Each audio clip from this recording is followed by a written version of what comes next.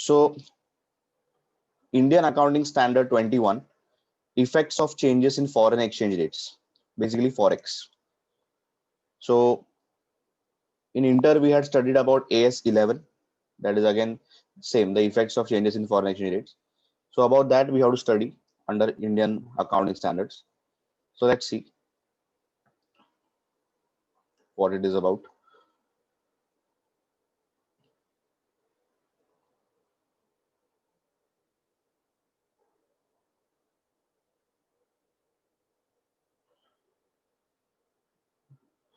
So the objective of the standard is about is to address the accounting for foreign activities. So first of all, what is the objective? We'll understand.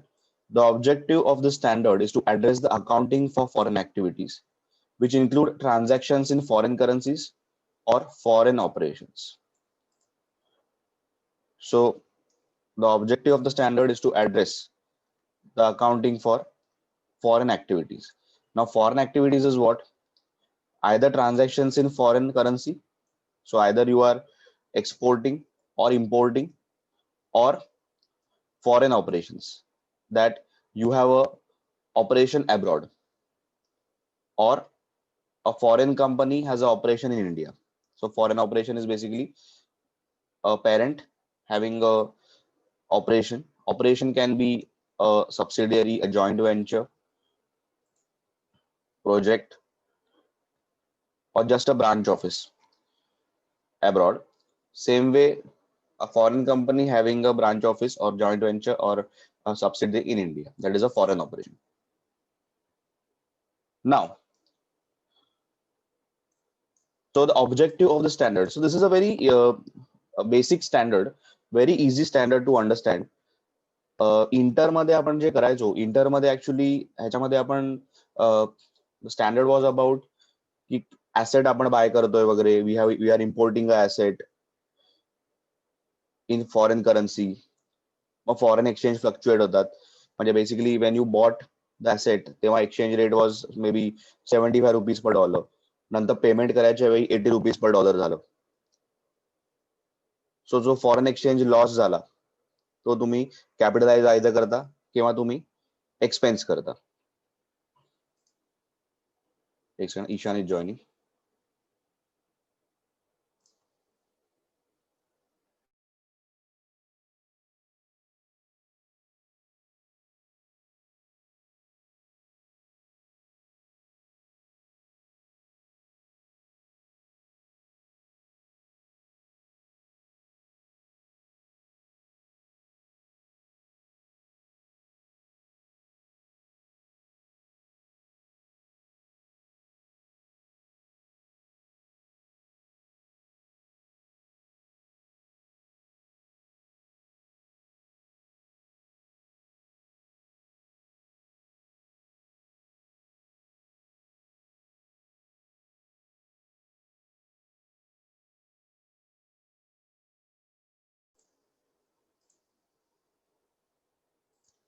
Yes, Ishan, can you hear me?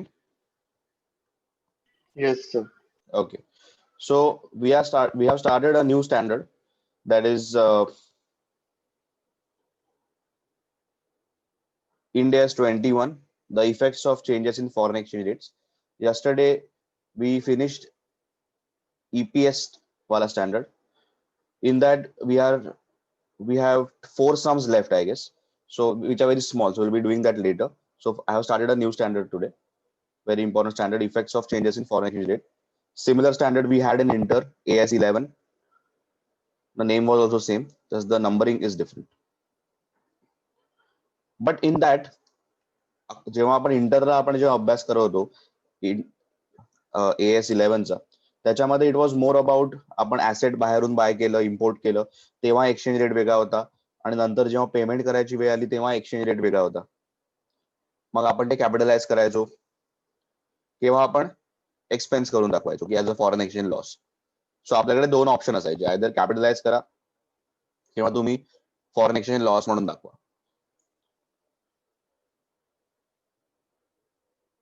So इथे या वर्षी जे आपण आता बघतोय फायनलला, हे त्याच्याबद्दल नाहीये. This year it is more about under what currency you should report. कारण entity जी असेल, they might be doing transactions in various currencies. They might be importing, exporting, वेगवेगळ्या कंट्रीज बरोबर डील करत असतील. किंवा it might be a foreign operation की foreign कंपनीचं इंडियात एक ऑपरेशन आहे, फक्त ब्रांच ऑफिस आहे की they are just collecting orders, किंवा इंडिपेंडंट ऑपरेशन आहे. सो अशा केसमध्ये मग what should be the reporting currency of that operation. किंवा तुम्ही सपोज एक 4-5 करन्सीज मध्ये डील करताय, तर तुमचं ऍक्च्युअल रिपोर्टिंग करन्सी काय असली पाहिजे. So this chapter deals with that. या चॅप्टर मध्ये आपण आपली करन्सी काय असली पाहिजे ह्याच्यावरच जास्त आहेत प्रश्न. सो जसं आपण ह्याच्यात करायचो इंटरला की ऍसेट बाय केल्यामध्ये कॅपिटलाइज करूया वगैरे, हे सगळं यावर्षी नाहीये. यावर्षी इट इज मोर अबाउट की what currency should be used. So that can be a big question. So the objective of the standard is to address the accounting for foreign activities which include transactions in foreign currencies or foreign operations. So इकडे आपण objective standard चा काय की how to account for your foreign activities. Foreign activities can be your foreign transactions in म्हणजे basically transactions in foreign currencies or foreign transactions basically import export. मग ते transaction normal असू दे किंवा परचेस ऑफ ऍसेट किंवा sale of asset असू दे. Foreign operations म्हणजे तुमचं operation इंडियाच्या बाहेर किंवा बाहेरच्या कंपनीचं इंडियातलं operation. It can be a branch office or a subsidiary or a joint venture or a project, anything. Now the objective considers this, that considering that an entity may present its financial statements in a foreign currency, the standard also seeks to prescribe how to translate financial statements into a presentation currency. Now the entity which we're talking about, any company, might, yeah, sorry, there was a disconnection. Yeah. So considering that an entity may present its financial statements in foreign currency, म्हणजे काय की entity might be doing foreign transactions, or it might be a foreign operation of some foreign company, or त्यांची subsidiary आहे Indian company, subsidiary इंडियाच्या बाहेर आहे. So there are chances की they might record this transactions in foreign currency. तर मग या लोकांना प्रिस्क्राईब करतात, दिस स्टँडर्ड प्रिस्क्राइब्स की you should follow this currency as a reporting currency. Presentation currency म्हणजे रिपोर्टिंग करन्सी. तर तुमचे एंडला जे फायनान्शियल स्टेटमेंट, बॅलन्स शीट वगैरे सगळं तुम्ही बनवणार, it should be in this currency जी आम्ही प्रिस्क्राईब करणार. That is your reporting currency. So even if you are done transaction in foreign currency, तरी तुम्हाला या करन्सीमध्ये प्रेझेंट करायला लागणार. Mostly it will be rupees. जर इंडियामध्ये असेल तर इट विल बी रुपीज. जरी पण तुम्ही डॉलर्स, पाऊंड, युरोज मध्ये वगैरे हे केलंय ट्रान्झॅक्शन, तरी पण you will have to convert that to rupees. पण काय काय केसेस मध्ये असं होऊ शकतं की जसं की फॉर एक्झाम्पल एक ब्रांच ऑफिस आहे of some foreign company in India. Foreign company एक युएस ची कंपनी, त्याचं ब्रांच ऑफिस इंडियामध्ये. त्या ब्रांच ऑफिसचं काम एवढंच आहे की they just collect orders in India आणि मग फॉरेन कंपनीकडून ते बाय करतात, म्हणजे इकडे आणतात इम्पोर्ट, आणि ते विकतात. ते पैसे चार्ज करतात रुपीज मध्ये, पण जे काय पैसे येतात ते त्यांच्या मेन प्लांटला ते किंवा मेन जी कंपनी इंडियाच्या बाहेर तिकडे ते पाठवतात. So branch office is just the face of the foreign company जी ऍक्च्युली डॉलर्स मध्ये सगळं रेकॉर्ड करते. सो अशा केसमध्ये मग reporting currency of the branch office will be US dollars only. So असे काही केसेस आपण बघत आहोत की काही काही केसेसमध्ये foreign currency can be the reporting currency, काही केसमध्ये Indian currency rupees will be the reporting currency. So some entities will be having transactions in foreign currency. So this standard will prescribe ki what should be the presentation, that is the reporting currency. So standard defines foreign currency as a currency other than the functional currency of the entity. So इथे foreign currency म्हणजे काय? From a point of view of a company, foreign currency is currency which is not the functional currency. Functional currency म्हणजे ज्या currency मध्ये the entity is functioning. आता कुठची पण company जी असते ना, ती कुठच्या तरी एका करन्सी मध्ये फंक्शन करते. जसं most of the Indian companies will functioning in rupees, most of the American companies will function in dollars, unless some company has only US dollars मध्ये ट्रान्झॅक्शन, किंवा काही कंपन्यांमध्ये फक्त पाऊंड मध्ये ट्रान्झॅक्शन असं पण होऊ शकतं. मग तसं बघायला लागेल. मग त्या कंपनीसाठी मग US डॉलर किंवा pound is the functional currency, rupees will be a foreign currency for them. So we have to see case to case. So what is a functional currency? ज्याला म्हटलंय functional currency is something that is not a foreign currency. So functional currency is the currency of the primary economic environment in which the entity operates. So लक्षात ठेवा, functional currency म्हणजे काय की एंटिटीचा primary environment काय आहे, त्याला कुठचे laws and regulation applicable आहेत. नॉर्मली इंडियन कंपनी म्हटल्यानंतर रुपीजच ऍप्लिकेबल असणार, पण in some cases it might not be though. In some companies, जसं मी मगाशी बोललो की इंडियात ब्रांच ऑफिस आहे फॉरेन कंपनीचं, त्याचं काम फक्त ऑर्डर इम्पोर्ट करून इकडे विकणे आणि पैसे जे काय ते सगळं बाहेर पाठवायचे. इव्हन त्यांचं फंक्शनिंगचे जे काय खर्च आहेत ते त्यांना त्यांचं पेरेंट पाठवते. सो अशा केसमध्ये it is just agent of the principal. So अशा केसमध्ये त्याची पण रिपोर्टिंग करन्सी जी काही प्रिन्सिपलची आहे तीच असणार. So in this regard, the primary economic environment, the basic economic environment of the entity will normally be one in which it primarily generates and expends cash, that is, it operates. Normally, in what environment it generates revenue or spends money? Normally तुम्ही कोणत्या करन्सीमध्ये spending करता किंवा पैसे earn करता. The functional currency is normally the currency of the country in which the entity is located. Normally तरी असं असणार की जिकडे एंटिटी लोकेटेड आहे ती currency. It might however be different currency also. Sometimes it might be different. जसं मगाशी बोललो की ब्रांच ऑफिस वगैरे असेल which is totally dependent on the parent of some foreign company, तर मग नाही. फॉरेन ऑपरेशन म्हणजे काय? Has been defined as an entity that is a subsidiary, associate, joint venture, branch of a reporting entity. Reporting entity म्हणजे the main entity. Okay, reporting entity is like a parent, but that's a subsidiary, associate, joint venture, branch. Activities of which are based or conducted in any country or a currency other than those of the reporting entity. So parent पेक्षा वेगळं country मध्ये they are operating, so then the currency is different. Presentation currency is the currency in which the financial statements are presented. The presentation currency may be different from the entity's functional currency. So I म्हटलंय की sometimes the presentation currency, the reporting currency might also be different than the entity's functional currency. Not most of the times it will be same. Most of the times it will be obviously same, but in some cases it might be different.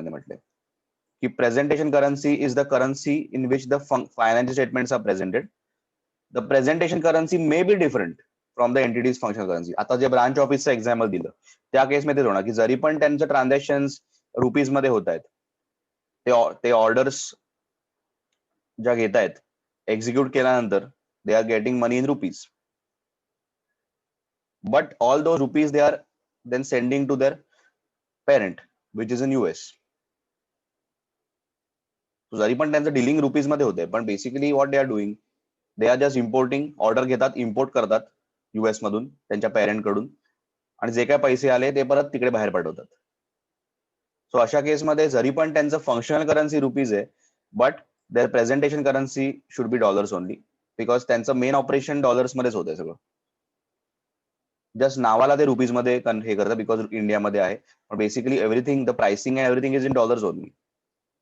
Will see about that. Spot exchange rate म्हणजे immediate conversion तुम्ही केलं आता, that is spot. Forward म्हणजे मी आता forward exchange rate by करून ठेवला की मी 3 महिन्यानंतर जेव्हा डॉलर्स विकत घेईन तेव्हा मी या रेटला घेईन, that is forward. Spot exchange rate म्हणजे आत्ताच्या आत्ता मी जर कन्वर्ट केलं तर किती, is the exchange rate for immediate delivery. आत्ताच्या आत्ता मी कन्वर्ट केलं तर किती. Closing rate end of the year तुमचा म्हणजे एक्सचेंज रेट काय आहे, is the spot exchange rate at the end of the reporting period. 31 मार्चचा रेट काय. एक्सचेंज डिफरन्स बेसिकली ट्रान्झॅक्शन काय अमाऊंटला झालं आणि आता काय रेट आहे, किंवा क्लोजिंग डेटला काय रेट आहे. is the difference resulting from transacting a given number of units of a currency into another currency at different exchange rates, that is exchange rate for immediate delivery. Transaction एका अमाऊंटला झालं आणि may be payment एका अमाऊंटला झालं किंवा reporting डेटला amount exchange rate वेगळा आहे, difference आहे. Okay, so 6 terms you need to remember. Apart from that, you need to know the objective of the standard. So 2.1 complete important आहे.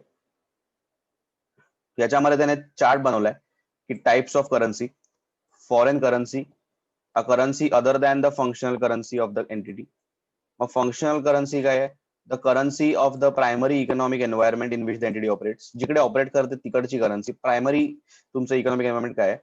आणि presentation. Actually, we are concerned with the presentation currency because accounting point of view, it is the presentation currency that is important to prepare the statements. The currency in which the statements are prepared. Sometimes it might be different than the functional. Most of the times it will be functional currency, but sometimes it might be different. जरी पण branch is operating in India, still that's the economic primary environment India आहे, पण it is just an agent of the parent which is in America.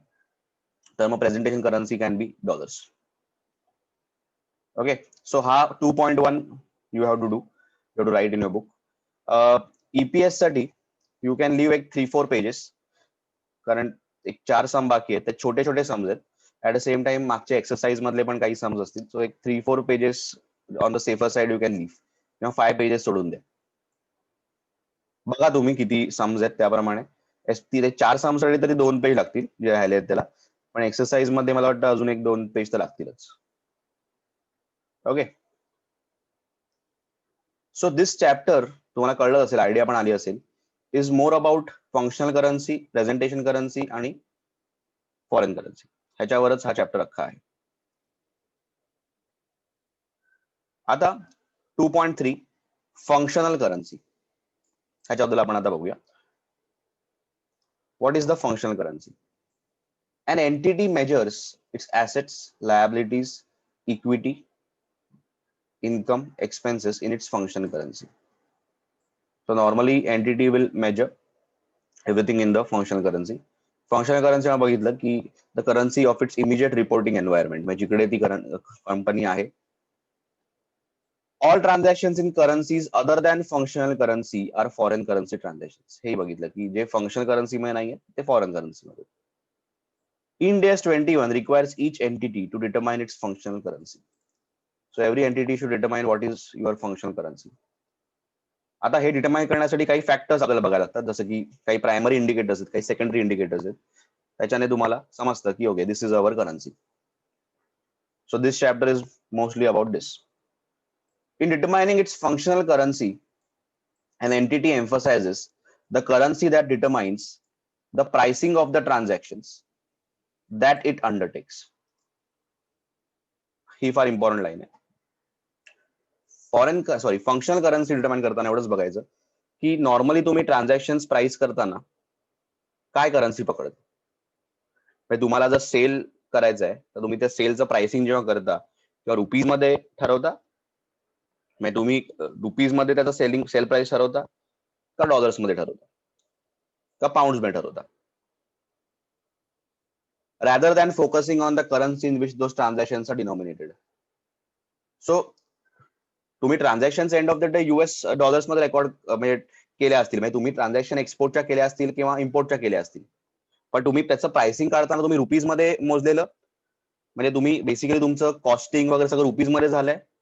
Normally आपण कसं करतो, आपण जेव्हा तुम्ही कॉस्टिंग केलंय तर तुम्ही बघितलं असेल की आपण सेल प्राइस वगैरे काढतो, आपण कॉस्टिंग मध्ये कॉस्ट शीट बनवतो, तिकडे सेल प्राइस लिहितो, प्रॉफिट लिहितो, टोटल कॉस्ट लिहितो. सो प्रत्येक प्रॉडक्ट किंवा सर्व्हिस मध्ये आपण एक कॉस्टिंग करतो. तर हे कॉस्टिंग तुम्ही कशात करताय?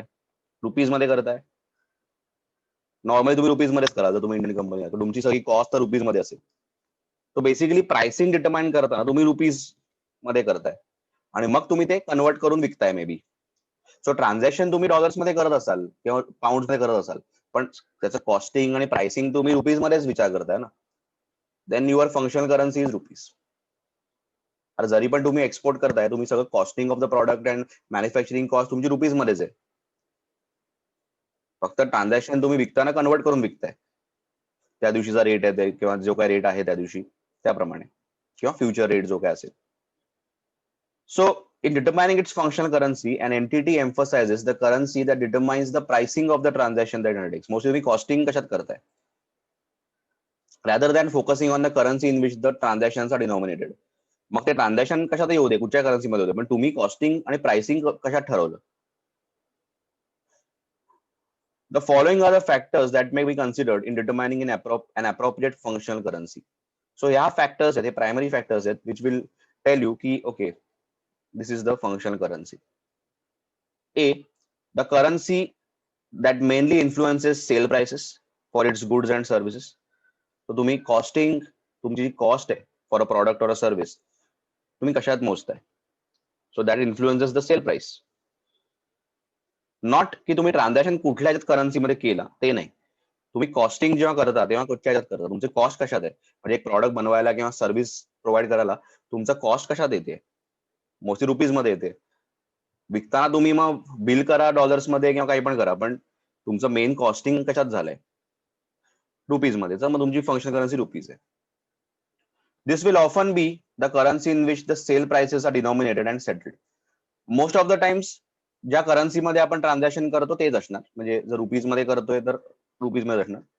पण इन सम केसेस असं होऊ शकतं की तुमचं अख्खं कॉस्टिंग इन रुपीज मध्ये झालंय, पण तुम्ही जस्ट विकताना डॉलर्स लावलेत, असं पण होऊ शकतं. पण chances are most of the times ज्या करन्सी मध्ये ट्रान्झॅक्शन तुम्ही केल्यात त्याच करन्सी मध्ये तुम्ही त्याचं प्राइसिंग करत असाल किंवा कॉस्टिंग करत असाल.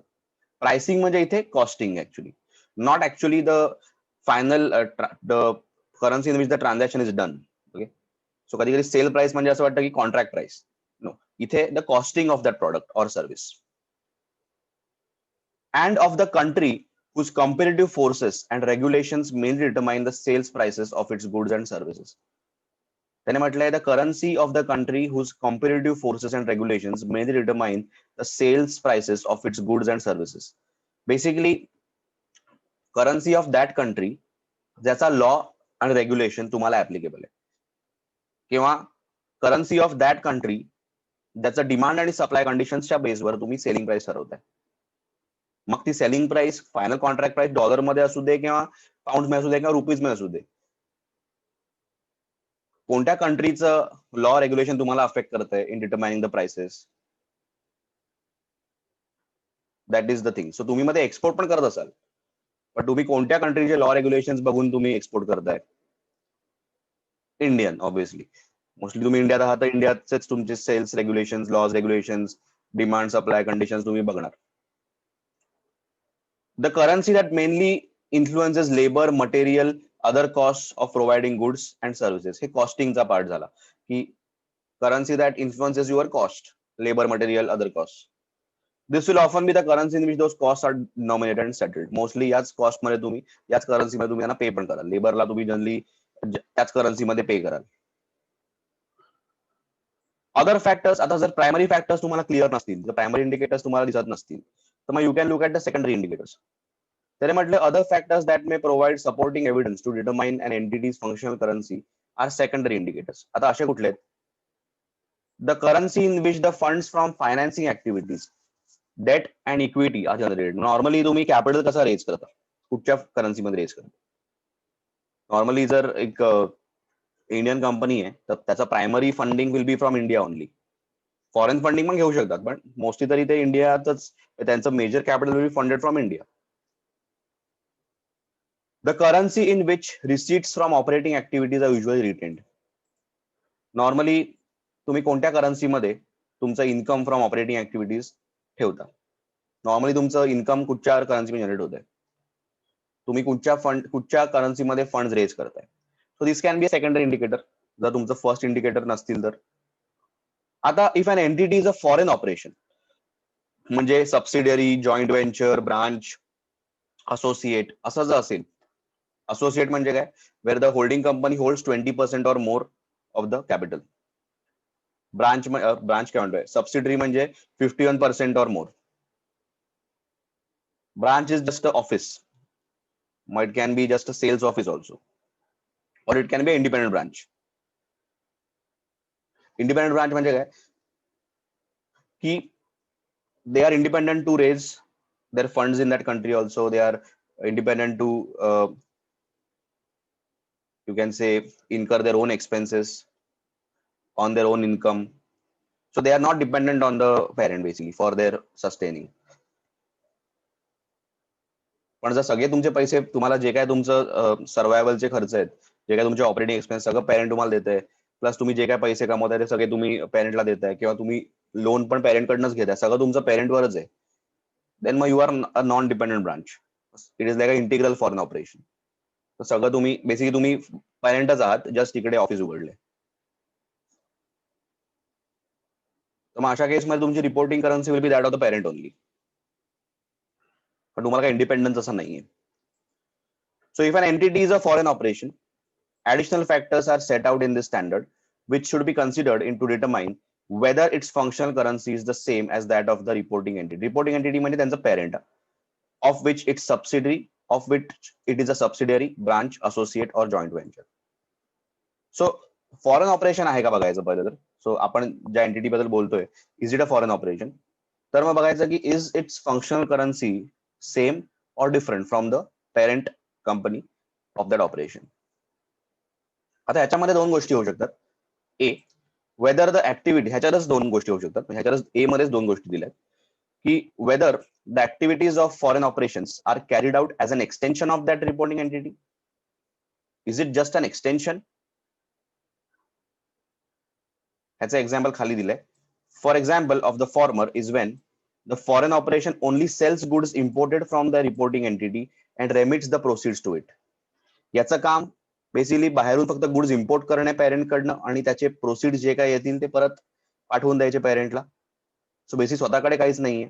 Neither they are producing, neither they are keeping the money with them. जे काय ते कमवतात बेसिक ते ऑर्डर घेतात, पेरेंटला सांगतात की अशी ऑर्डर आली आहे, they import, and then whatever money they get, they send it to the parent. So it is just an extension of that reporting entity. पहिला पार्ट असं असेल तर मग ह्याची reporting currency will be that of the parent only. म्हणजे त्याचा parent जर dollars मध्ये रेकॉर्ड करतोय तर मग हे पण डॉलर्स मध्ये करणार, जरी पण ते ब्रांच ऑफिस इंडियामध्ये असेल, किंवा जे काय सबसिडरी किंवा असोसिएट जे काय आहे ते इंडियामध्ये असेल, तरी पण त्याचं काम बेसिकली जस्ट एक्सटेन्शन आहे. So then they should record in that currency only of the parent. Second याच्यात आहे की rather than being carried out with a significant degree of autonomy. Autonomy म्हणजे इंडिपेंडन्स, की जर ते इंडिपेंडंट सबसिडियरी आहे, किंवा इंडिपेंडंट जॉईंट व्हेंचर आहे, किंवा इंडिपेंडंट असोसिएट आहे, किंवा इंडिपेंडंट ब्रांच आहे, की they can buy goods locally, they can sell goods, पैसे पण स्वतःकडे ठेवू शकतात, they are not dependent on the parent, they can raise funds locally.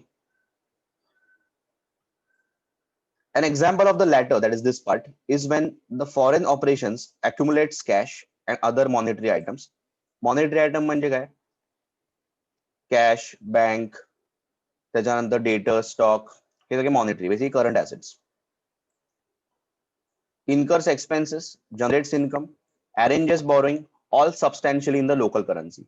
It's a clearly independent branch. It is functioning as a separate business totally. तर मग it can report in the local currency only. मग त्यांची functional currency reporting currencies आहे, functional currency local currencies आहे.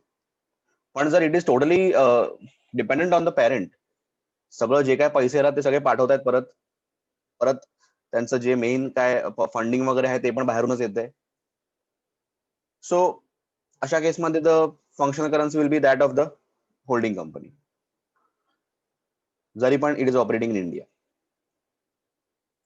Whether the transactions with the reporting entity, मग अजून factors बघायचे foreign ऑपरेशनच्या केसमध्ये, की रिपोर्टिंग एंटिटी म्हणजे काय? Holding company. So whether the transactions with the reporting entity are a high or a low proportion of the foreign operations activities. त्यांचे major transactions फक्त होल्डिंग कंपनी बरोबर आहेत का? Whether cash flows from activities of foreign operations directly affect the cash flows of the reporting entity and are readily available for remittance to it. Basically holding company जे आहे त्याच्या cash flows मध्ये foreign ऑपरेशनचा किती importance आहे? R the directly affecting, म्हणजे it is a integral operation, जास्त extension असेल तर असं डेफिनेटली होऊ शकतं. ऍट द सेम टाइम जे काय पैसे फॉरेन ऑपरेशन कमवते सगळे यांना मिळतात का, रेमिट होतात का? सो एक्सटेन्शन असेल तर असंच असणार की इट इज जस्ट एक्सटेन्शन. ते ऑब्व्हियसली सेल करतात वेगवेगळ्या कंट्रीज मध्ये. So the branch office is selling, getting sales from India आणि त्याचे पैसे त्यांना पेरेंटला मिळत आहेत, असं आहे का? Whether the cash flows from activities of foreign operations are sufficient to service existing and normally expected debt obligation without funds being made available by the reporting entity. Foreign operation स्वतःचे डेट्स वगैरे स्वतःच्या पैशाने bear करू शकतो का? Can they raise the debt on their own and can they pay off that on their own without the help of the subsidiary? हा पण एक फॅक्टर बघायला लागतो. If yes then they are independent. So these factors also demonstrate whether the entity is integral to the reporting entity or not. Integral म्हणजे just extension असेल तर integral म्हणतात त्याला, आता नॉन इंटिग्रल. इंडिपेंडेंट असेल non integral. In practice, the functional currency of the foreign operation is integral to the parent or reporting entity will usually be the same as that of the parent or reporting entity. जर तुम्ही integral foreign operation आहात म्हणजे तुम्ही just एक extension आहात, तर मग foreign एंटिटीचं जे काय करन्सी आहे तेच तुम्ही वापरा. पेरेंट एंटिटी तुमची आहे त्याची रिपोर्टिंग करन्सी तुमची करन्सी घ्यायची. When the above indicators are mixed and functional currency is not obvious, कधी कधी it is not that obvious, confusing case असेल, आता बघूच आपण. The management will be required to use its judgment to determine the functional currency that most faithfully represents the economic effects of the underlying transactions, events and conditions. शेवटी जर काहीच आपल्याला कळत नसेल, हे इंडिकेटर्स क्लिअर नसतील, तर कन्फ्युजिंग असेल, तर मग मॅनेजमेंटला आपलं जजमेंट वापरायला लागेल की what is the best currency in which we should record. As a part of this approach, the management has to give priority to the primary indicators before considering other indicators. पहिले primary बघा, नसेल तर मग secondary बघा, which are designed to provide additional supporting evidence to determine an entity's functional currency. So managementचा शेवटी justification किंवा judgment लागेल की what should be the reporting currency, आणि ते बोर्ड रिपोर्ट मध्ये सांगतील पण की this is our functional currency. So AS 21 Ind AS 21 प्रमाणे त्यांना सांगायलाच लागेल की का आम्ही ही करन्सी वापरली. ओके, सो आता आपण बघूया, तुम्हाला आता प्रॅक्टिकली समजेल की काय एक्झॅक्टली आपण इकडे डिस्कस करतोय. हे तर थिअरी झाली, हेच आता प्रॅक्टिकली आपण बघणार आहोत. या चॅप्टर मध्ये हेच आहे. Okay, so 2.1 I told you to do, पण 2.3 हे इम्पॉर्टंट आहे. अख्खं 2.3 ही इम्पॉर्टंट आहे सगळंच्या सगळं. सो हे पण तुम्हाला लिहायला लागेल, व्हेरी इम्पॉर्टंट. इनफॅक्ट तुम्हाला मी एक लास्ट टाइम पेपर पण दाखवलेला, एक पेपर तुम्हाला मी दाखवलेला, त्याच्यामध्ये असा प्रश्नही होता 5 मार्कासाठी की what are the indicators of functional currency. ते हे तुम्हाला लिहायचे प्रायमरी, हे असा प्रश्न आलेला थिअरी म्हणून. सो हे आन्सर त्याच तुम्ही बघितलं असेल, आठवत असेल तुम्हाला. तर हे अख्खा आन्सर तुम्हाला लिहायला लागेल, किंवा म्हणजे ऍक्च्युली हे सगळं लिहायला लागेल. हे primary indicator, secondary, foreign operation असेल तर काय, हे सगळं तुम्हाला लिहायला लागेल. दिस विल गिव्ह यू 5 मार्क्स, कारण हा चॅप्टर याच्यावरच आहे, त्यामुळे that is becomes a important question. असं नाही की सगळी थिअरी केली पाहिजे, मी तुम्हाला जेवढं सांगतो तेवढं इम्पॉर्टंट आहे, पण हे डेफिनेटली इम्पॉर्टंट आहे, याच्यावर प्रश्न येतो, बिकॉज अख्खा फॉरेक्स हा स्टँडर्ड आहे ह्याच्यावरच बेस्ड आहे. Okay, now let's start the illustrations. इकडचे इलस्ट्रेशन मोस्टली थिओरिटिकलच आहेत, नथिंग प्रॅक्टिकल इन दॅट. तुम्हाला फक्त जजमेंट लावायचं आहे की what is the functional currency of the entity. Future Limited sells a revitalizing energy drink. So Future Limited sells a revitalizing energy drink, जसे red boule वगैरे कसं असतं, that is sold throughout the world. पूर्ण world भर ते विकतात. Sales of the energy drink comprise over 90% of revenues of Future Limited. त्यांचा major revenue या ड्रिंक मधून येतं. For convenience and consistency in pricing, sales of energy drink are denominated in dollars.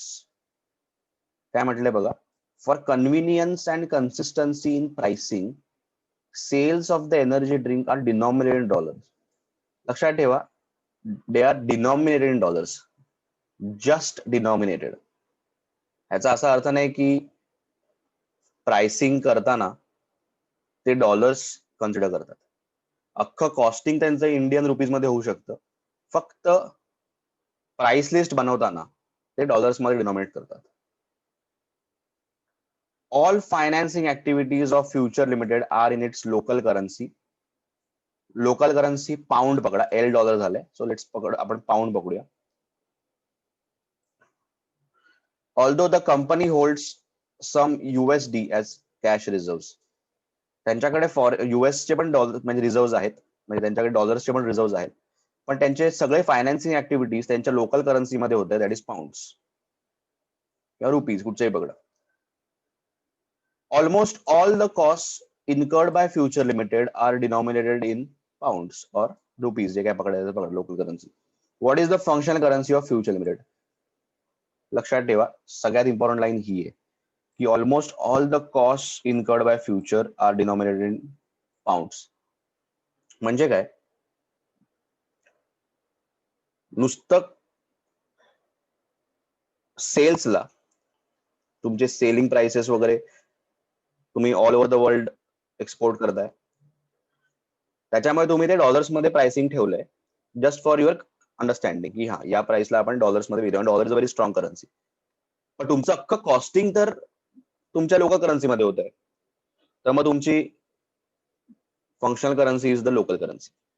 हे त्याने क्लिअरली म्हटलंय की for convenience and consistency in pricing. म्हणजे तुम्ही जगभर एक्सपोर्ट करताय, तुम्ही युके ला करताय, युरोपमध्ये करताय, युएस मध्ये करताय, ऑस्ट्रेलियाला करताय, तर त्याच्यामुळे चान्सेस आर की तुम्ही एक डॉलर्स मध्ये डिनॉमिनेट करताय selling price, so that world over तुम्ही जे विकताय त्याची सेलिंग प्राइस डॉलर्स मध्ये ठेवली आहे, जस्ट फॉर कन्व्हिनियन्स, म्हणजे जगाला इझी होईल. पण तुमचं अख्खं कॉस्टिंग तर लोकल करन्सीमध्ये होत आहे, तुम्ही फायनान्सिंग ही लोकल करन्सीमध्ये करताय. तुमच्याकडे काही युएस डॉलर्स आहे, तुम्ही ऑब्व्हियसली तुम्ही you must be earning in dollars also, but तुमचं अख्खं फायनान्सिंग, तुमचं अख्खं costing is in local currency. मग ते रुपीज पकडा किंवा पाऊंड पकडा किंवा एल डॉलर पकडा, जे काही म्हटलंय ते. So your functional currency is the local currency. The functional currency of Future Limited is the pound. Looking at the primary indicators, the facts presented indicate that the currency that mainly influences the cost of producing the energy drink is the pound. As stated in the fact pattern, pricing of product in US dollars is done for convenience and consistency purposes. There is no indication that sales price is influenced by the dollars. त्याने म्हटलंय नुसतं denominate केलंय dollars मध्ये just for convenience, आणि सगळ्या countries मध्ये आपण export करतोय त्यांना ऍट पार आणण्यासाठी डॉलर्स मध्ये ते कन्वर्ट करून बघतायत. That is why they are just denominate dollars. पण त्याच्याने तुमची सेल प्राइस किंवा कॉस्टिंग याच्यामध्ये डिसाइड होत नाहीये, कारण तुमची कॉस्टिंग ज्याच्यात होतं त्याच्यावर तुम्ही सेल प्राइस ठरवणार ना. कॉस्टिंग काढतो, मग आपण प्रॉफिट ऍड करून मग सेल प्राइस काढतो. सो बेसिकली या केसमध्ये the principal currency, that is the functional currency, is the local currency.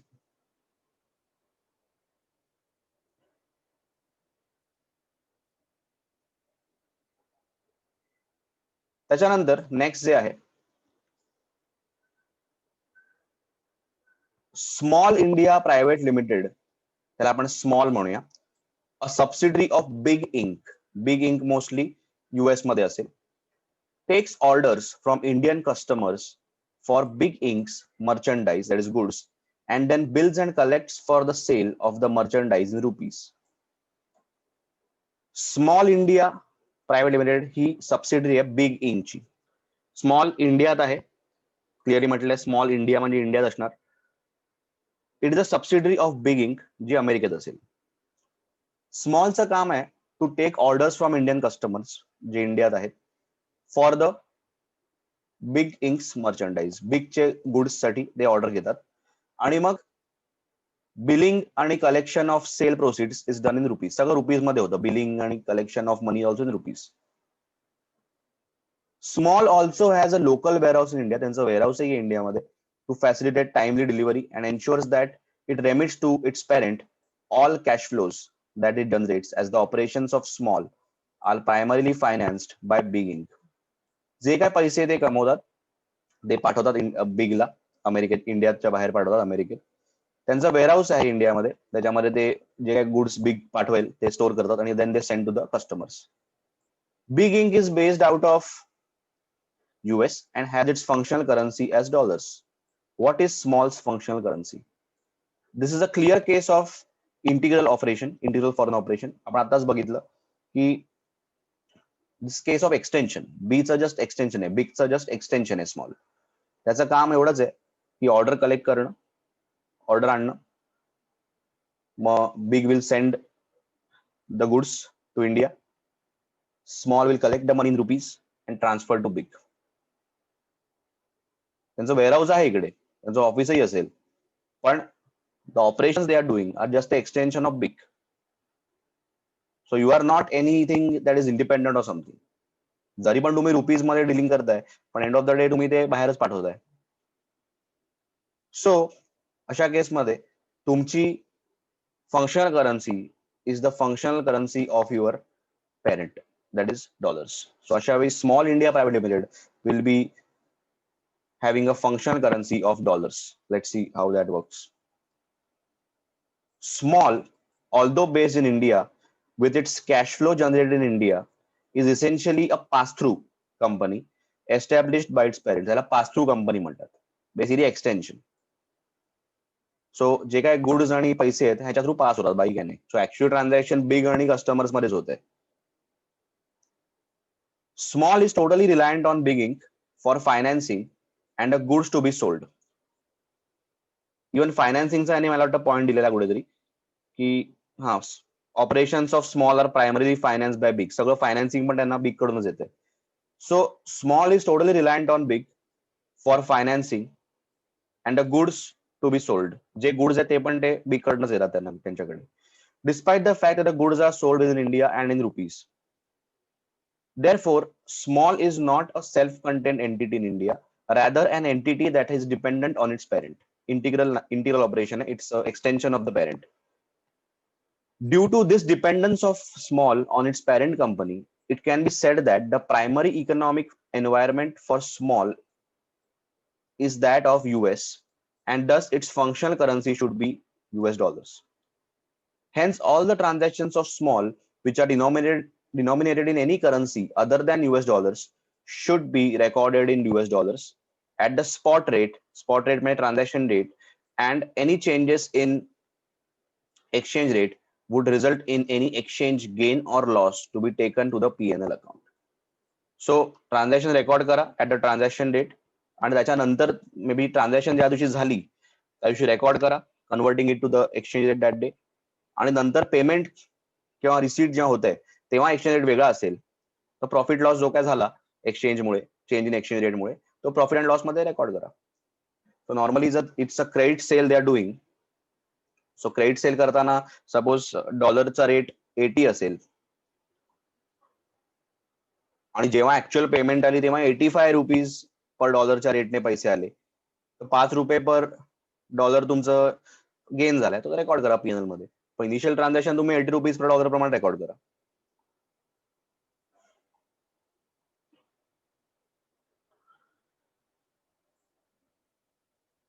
आता लक्षात घ्या इम्पोर्टर जेव्हा असतो इम्पोर्टर आय एम इम्पोर्टिंग म्हणजे बेसिकली मी पे करणार आहे पैसे.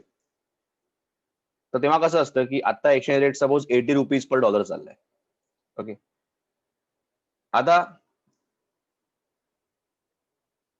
The value of rupees increases म्हणजे व्हॅल्यू ऑफ डॉलर डिक्रीजेस. म्हणजे फॉर एक्झाम्पल आता मी $1 घ्यायला मला 80 रुपीज लागतात आणि मला ऍक्च्युली $1,00,000 पेमेंट करायचं आहे इम्पोर्टवर. I am a importer I want to pay $1,00,000. मी काहीतरी मशीन किंवा काही ट्रान्झॅक्शन केलं. आता रेट चालला 80 रुपीज पर डॉलर. सो जेव्हा मी ट्रान्झॅक्शन केलं जेव्हा मी ते गुड्स इम्पोर्ट केले तेव्हा the rate was 80 rupees per dollar. So I recorded transaction at 80 rupees per dollar. म्हणजे 1,00,000 इंटू 80 करा तर 80 lakhsला आय रेकॉर्डेड. सपोज माझं करन्सी रुपीज मध्ये. पे करायच्या वेळी डॉलरचा रेट वाढला 85 झाला तर आता मला ऍक्च्युअल पे करताना किती करायला लागतील 85 lakhs. 85 इंटू 1,00,000 85. सो जो extra 5 lakhs that's a loss.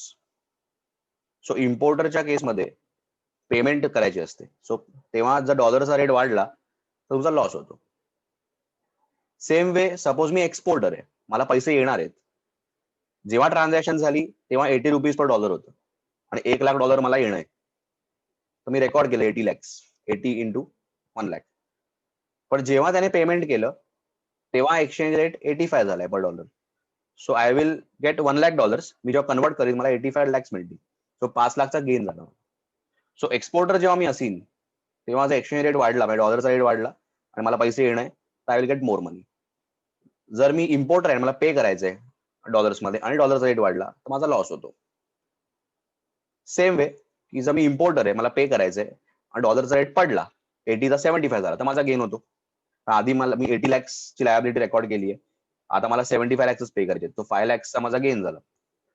तसंच एक्सपोर्टरच्या केसमध्ये $1,00,000 येणं आहे, रेट होता 80, सो 80 लॅक्सचा मी सेल रेकॉर्ड केलाय. पण जेव्हा पेमेंट आली तेव्हा डॉलरचा रेट पडलाय, म्हणजे हे पडलंय, so it is 70 rupees per dollar, so I will get only 75 lakhs, so 5 लाखचा लॉस. सो एक्सपोर्टरच्या केसमध्ये कसं आहे की डॉलरचा रेट वाढला त्याला फायदा होतो, कमी झाला लॉस होतो. इम्पोर्टरच्या केसमध्ये उलट होतं, डॉलरचा रेट वाढला त्याचा लॉस होतो, कमी झाला फायदा होतो, आणि त्याला पेमेंट कमी करायला लागते.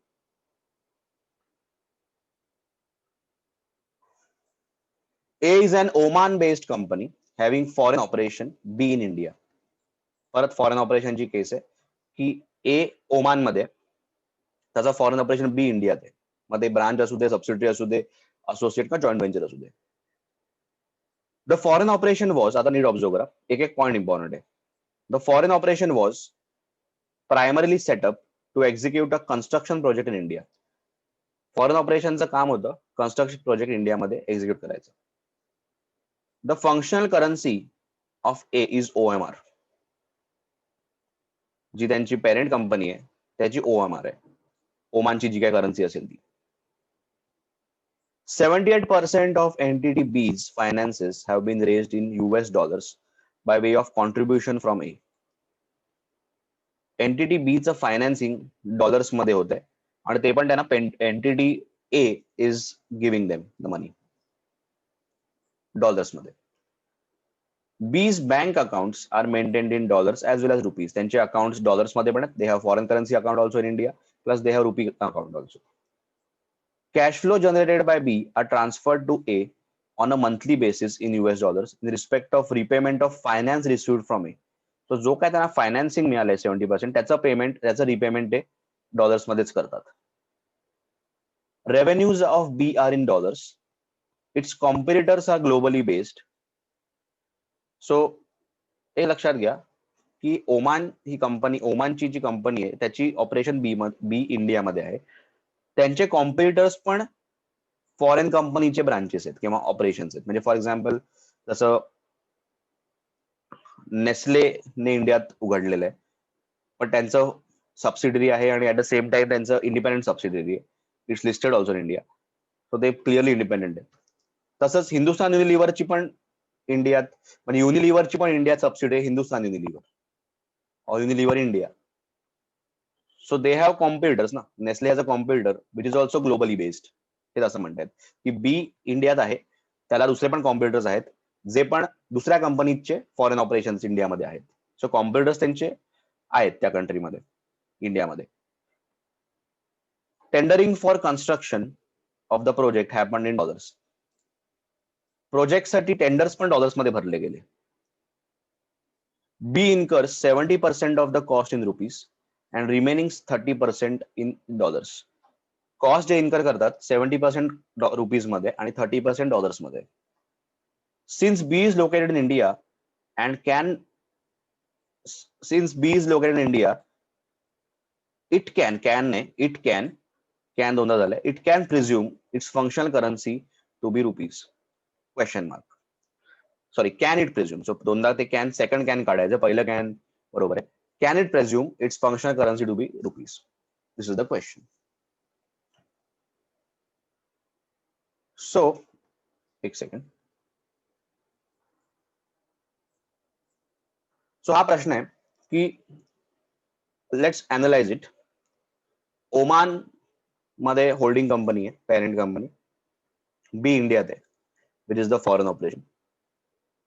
Foreign operation was set up to execute a construction project in India. आता मेन म्हणजे प्रश्न बघायचा आहे की is it a independent foreign operation. बघून तरी वाटतंय ए ची फंक्शनल करन्सी इज OMR, ते आपल्याला कळलंय.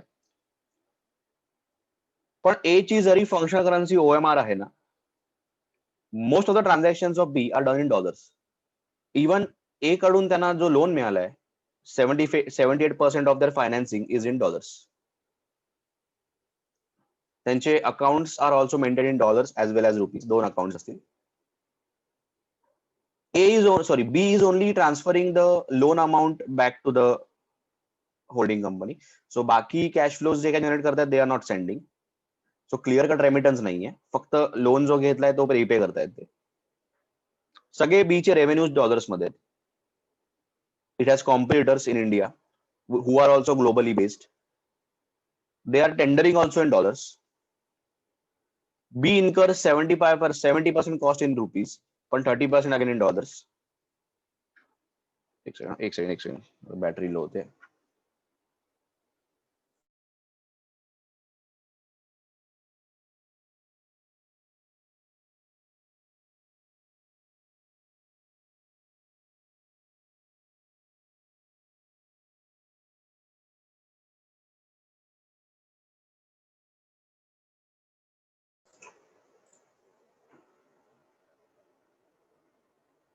या सो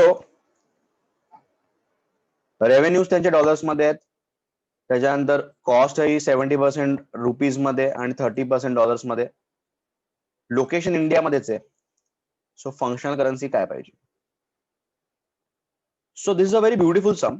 याच्यामध्ये आपल्याला सगळं बघायला लागेल. प्रायमरी सेकंडरी इंडिकेटर बघू आपण आणि फॉरेन ऑपरेशन बद्दल पण काय म्हटलंय तेही बघूया. सो आरामात वाचू आपण. पहिला आपण बघूया. त्याने म्हटलंय की no B cannot presume rupees to be the functional currency on the base of its location. Just location बघून काय आपण प्रिझ्युम नाही करत. इथे काय म्हटलंय की लोकेटेड इंडियामध्ये तर मग रुपीज का. लोकेशनवर नसतंच काही. It needs to consider various factors listed in Indian AS for determination of functional currency. So पहिले सगळे फॅक्टर बघा आणि मग ठरवा. Just location cannot be the deciding factor. Primary indicators काय बघूया. The currency that mainly influence. परत तेच जे आपण आता वाचलं तेच आहे. मी शॉर्ट मध्ये वाचतो. Primary indicators are currency that mainly influences the sales price of goods and services. आता इथे सेल प्राइसेस रेव्हेन्यूज तुमच्या डॉलर्स मध्ये येत आहेत. तुम्ही टेंडरिंग पण डॉलर मध्ये करताय. सो तुमची सेल प्राइस अख्खी डॉलर मध्ये ठरते. This will often be the currency in which the sales are denominated and of the country whose competitive forces and regulations mainly determine the sale prices for its goods and services. So तुम्ही country आहात इंडियामध्ये पण तुमचं सगळं revenue आणि तुमचं tendering पण dollars मध्ये होत आहे. सो इथे तरी डॉलर निघतंय ऍज पर दिस. मग त्याने म्हटलंय labour material cost of providing goods and services.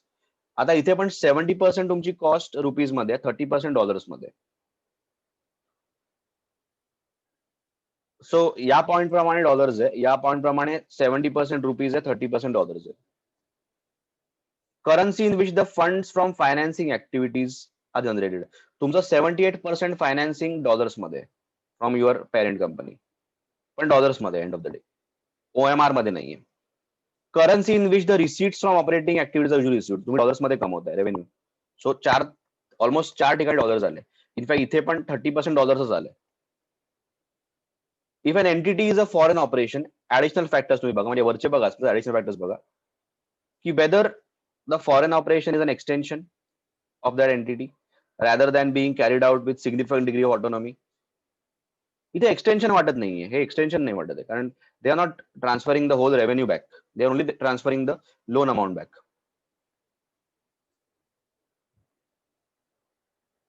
Whether transactions with the reporting entity are high or low proportion of the foreign operations activities.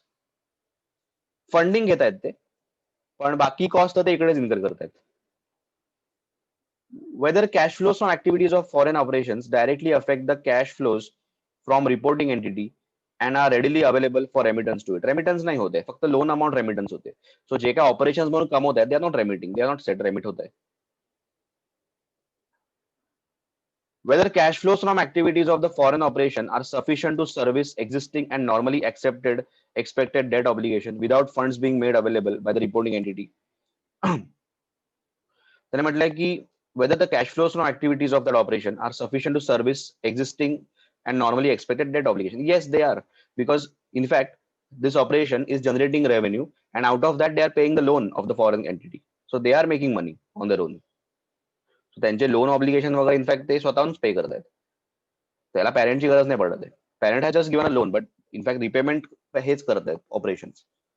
So हे सगळे फॅक्टर बघून त्याने म्हटलंय की on the basis of the additional factors mentioned in point 3 above, हे 3 points म्हटलेले आहेत.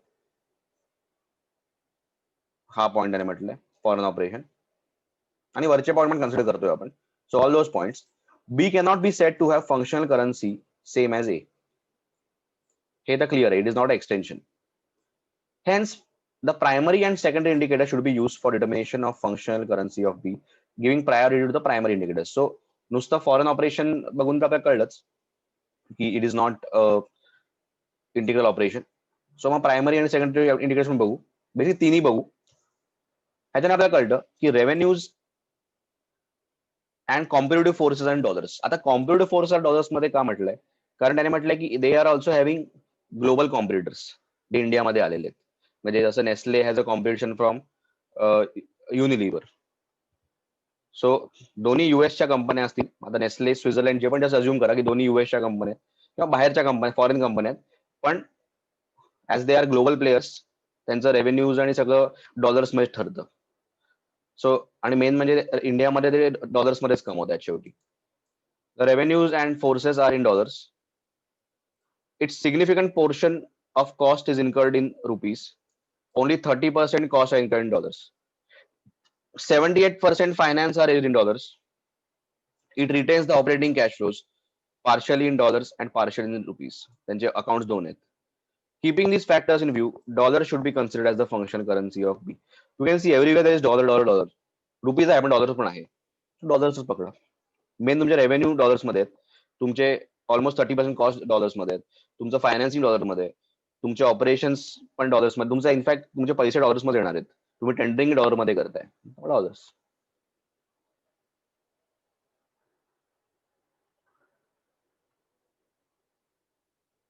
Yes, have you understood till this point? एकदा बघा. Just look at the final answer.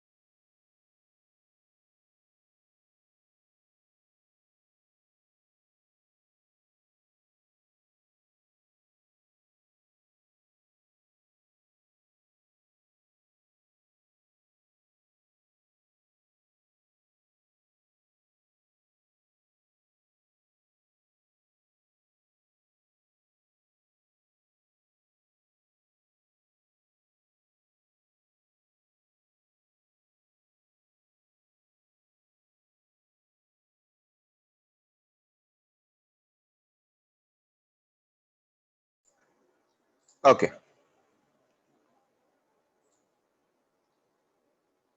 पुढे जाऊया. हा पण एक इंटरेस्टिंग केस आहे. S Limited is a company based out of India which got listed on Bombay Stock Exchange in the financial year ended 31st March 2001. S Limited is a company based out in India. Okay, so इंडियातली company आहे आणि it is listed on the Bombay stock exchange. Normally listed असेल इंडियामध्ये तर chances R की त्यांची functional currency रुपीजच असणार आहे. Since then the company's operations have increase considerably. So 2001 मध्ये त्याने म्हटलंय got listed on in this year, आणि since then the company's operations have increase considerably. The company was engaged in the business of trading of motorcycles. The company only deals in imported motorcycles. These motorcycles are imported from the US. So हे import करतात basically. So they import and sell in India. After importing the motorcycles, these are sold across India through its various distribution channels. The company had only private customers earlier, but the company also started corporate tie-ups and increase its customer base to corporates also. आधी त्यांचे फक्त private customers होते, private म्हणजे आपल्यासारखे customers होते, आणि त्याच्यानंतर त्यांनी कॉर्पोरेट्सला पण विकायला लागले ते बाईक्स त्यांचे. समथिंग लाईक अ डॉमिनोज वगैरे, डॉमिनोज वाले किंवा स्विगी वाले वगैरे कसे बाईक्स वापरतात, तर ह्यांना बाईक्स दिल्या असतील कॉर्पोरेट ऑर्डर वगैरे. The purchase of motorcycles are in US dollars because the vendors from whom these motorcycles are purchased are all located in US. They import basically, so they purchase त्यांची अख्खी US dollars मध्ये. All other operating expenses are incurred in India only because of its location and generally happen in India. त्यांचं location India आहे, तर खर्च सगळा इंडियातच होतोय. ओके, बाकी सगळे operating expense apart from purchase are rupees मध्ये. सो फक्त परचेस कॉस्ट तुमची डॉलर्स मध्ये, which is a main cost actually. Currently its customers are both corporate and private in the ratio 70-30. So कॉर्पोरेटचं 70% ऑर्डर आहे आणि private कडून 30% order आहे. The US denominated prices of motorcycles in India are different from those in other countries. त्याने म्हटले ते जे विकतात ना इंडियामध्ये, they sell in dollars only. इंडियामध्ये पण जे प्राइसिंग डॉलर्स मध्ये लावतात, पण त्याने म्हटलंय the US denominators, the US dollar denominated prices of motorcycles in India are different from those in other countries. म्हणजे तुम्ही इंडियात डॉलर्स मध्ये प्राइस करताय मोटरसायकलला, पण that price is affected by Indian conditions. म्हणून त्याने म्हटलंय की इंडियामध्ये तुम्ही जी प्राइस लावताय it is different from those in other countries. Same नाहीये. मे बी US मध्ये जी प्राइस आहे तीच नाही लावत आहे. It is affected by Indian conditions. The company is also expecting that in the coming years, its customers base will increase significantly in India and the current proportion may also change. So his 70-30 may be increased to 50-50. But private customers will also increase. Currently, the invoices are raised to the corporate customers in dollars for the purpose of hedging. Hedging म्हणजे protecting oneself from foreign exchange loss. So billing पण ते dollars मध्येच करतात. So त्यांना foreign एक्सचेंजचा loss होणार नाही. म्हणजे परचेस प्राइस वेगळी आहे डॉलर्स मध्ये आणि पेमेंट रेव्हेन्यू येतो वेगळ्या ह्याच्यात, तर असं होणार नाही.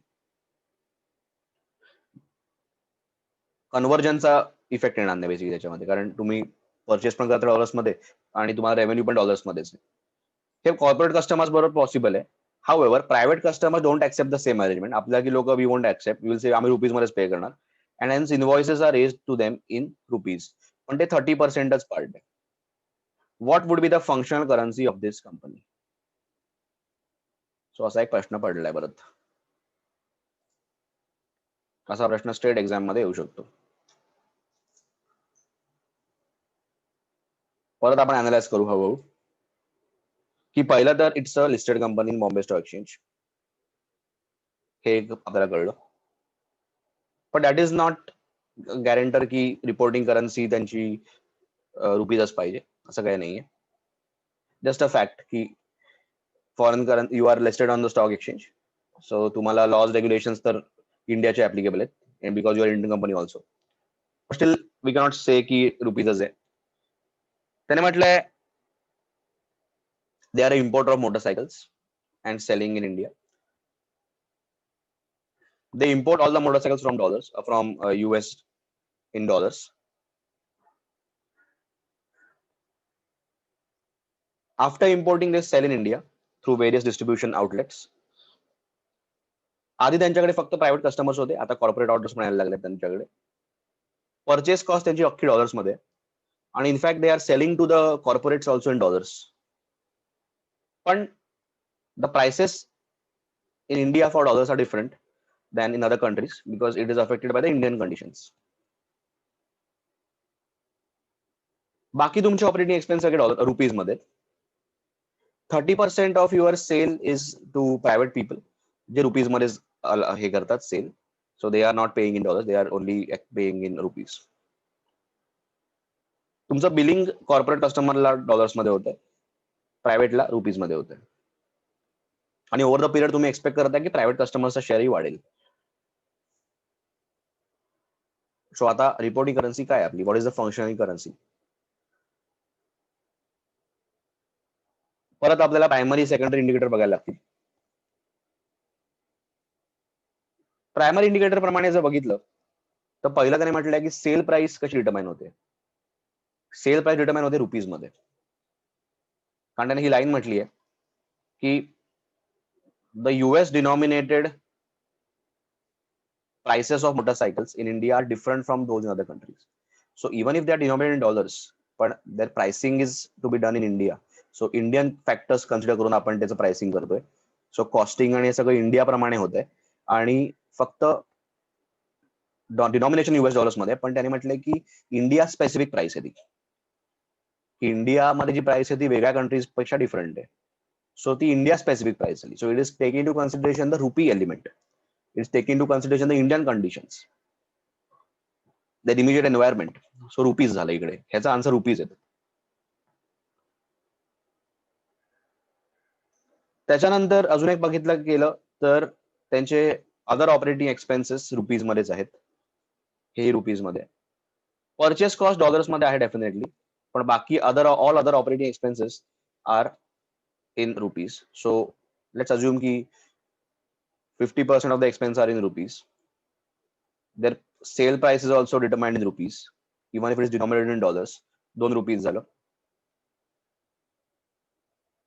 परत private customers they are invoicing in rupees आणि फ्युचर मध्ये ते वाढू शकतं. कॉर्पोरेट कस्टमर्स डॉलर्स मध्ये करताय, पण again the pricing is done in rupees only आणि फक्त डिनॉमिनेशन डॉलर्स मध्ये होते because it is different for Indian country. So overall असं कळतंय. आणि end of the day it's a listed company also, हे पण एक फॅक्टर पकडूया. सो सगळं पकडलं तर definitely it is the functional currency is rupees. इथे पण तसंच आहे परत प्रायमरी इंडिकेटर वगैरे. The functional currency is rupees. हे परत सगळे फॅक्टर्स पकडायचे. इथे फॉरेन ऑपरेशन नाहीये, सो फक्त प्रायमरी आणि सेकंडरी बघायचे. त्याने म्हटलंय the analysis is given below.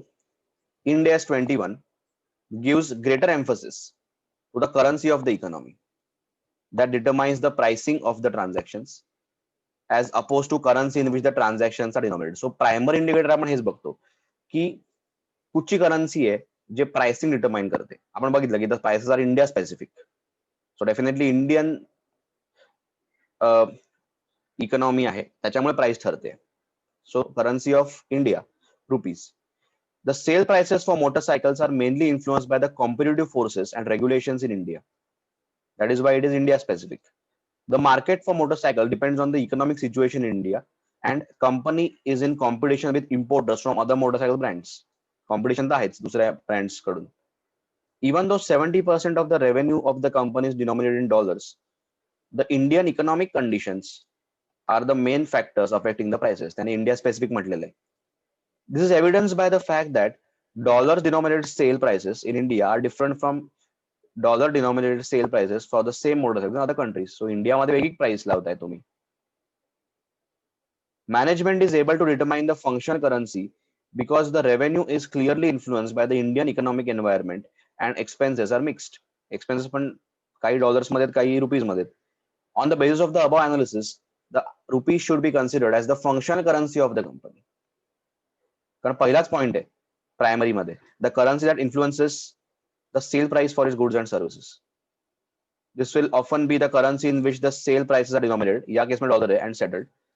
End of the country whose competitive forces and regulations mainly determine the sale price of its goods and services. So या केसमध्ये इथे रुपीज आहे. सो इंडियामध्ये तुमची प्राइसिंग वेगळी आहे. सो डेफिनेटली इंडियन इकॉनॉमीची जी currency आहे ती तुमची रिपोर्टिंग करन्सी घ्यायला लागेल. परत तुमचं लेबर मटेरियल अदर कॉस्ट तुमची जी मेजर कॉस्ट आहे म्हणजे apart from purchase is in rupees only. So हे जर तुम्ही बघितलं तर रुपीज येतं. सो बेसिकली हा अख्खा सम आहे ना या लाईनवर तुम्हाला कन्क्लूड करता येतो की ही जी लाईन त्याने म्हटली आहे की मी मगाशी मार्क केली की the dollar denominated prices of motorcycles in India are different from those in other countries. ही एक इम्पॉर्टंट लाईन आहे की तुम्ही इंडिया स्पेसिफिक प्राइस ठेवली आहे म्हणजे it is definitely influence by the Indian economy. असं असेल तर मग reporting currency of the Indian economy that is the rupees. नावाला तुम्ही प्राइस डिनॉमिनेटेड डॉलर्स मध्ये पण डिसाइड तर करताय तुम्ही इंडिया प्रमाणे.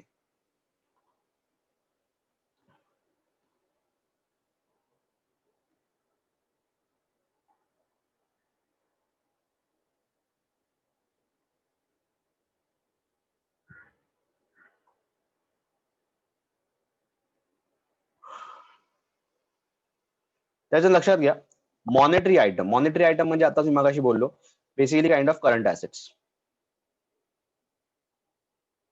So generally exchange differences arising on settlement of monetary items जैसे कि स्टॉक पकड़ा और translating monetary items are recognise in profit and loss.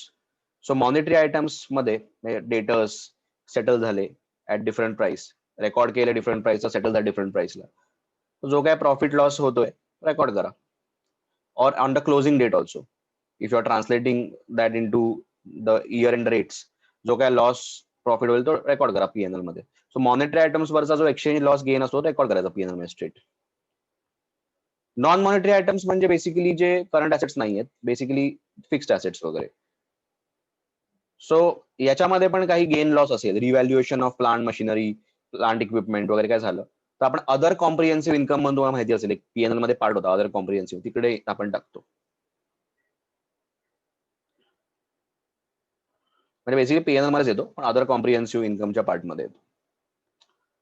Net investment in foreign operation, basically holding companies investment in the foreign operation, त्याला net investment म्हणतात. Net investment in a foreign operation is the amount of the reporting entities interest in the net assets of that operation. Investment in the foreign operation किती आहे. आता ह्याच्यामध्ये पण exchange difference येऊ शकतो की इन्व्हेस्ट केले एवढे, आता व्हॅल्यू एवढी झाली आहे किंवा कमी झाली. That is also recorded in the comprehensive income part. त्याने म्हटलंय such exchange differences are recognized initially in the other comprehensive income, ह्याच्यामध्ये रेकॉर्ड करतो. सो अदर कॉम्प्रिहेन्सिव्ह इन्कम मध्ये जाणार ते, जो पीएनएलचा जो आपण खालचा पार्ट बघितला अदर कॉम्प्रिहेन्सिव्ह इन्कम तिकडे जाणार.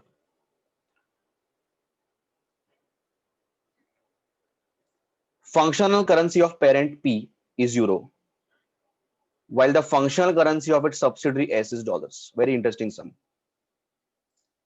Parent euro, subsidiary dollars.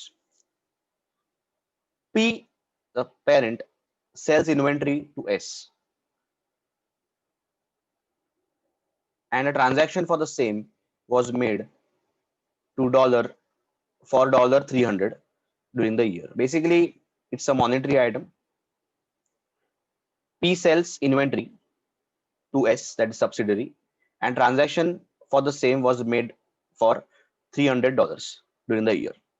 So $300 transaction झालंय parent आणि subsidiary मध्ये. At the year end, the balance of the same amount is outstanding as a receivable from S. So P च्या books मध्ये it is shown as a receivable, debtor झालाय ते. And it has been observed that such balance amount has been continuing as a receivable from S year on year end, even though the payment in respect of these balances are expected to be received in the foreseeable future. But if we look at the year end, then we see this balance as outstanding every year.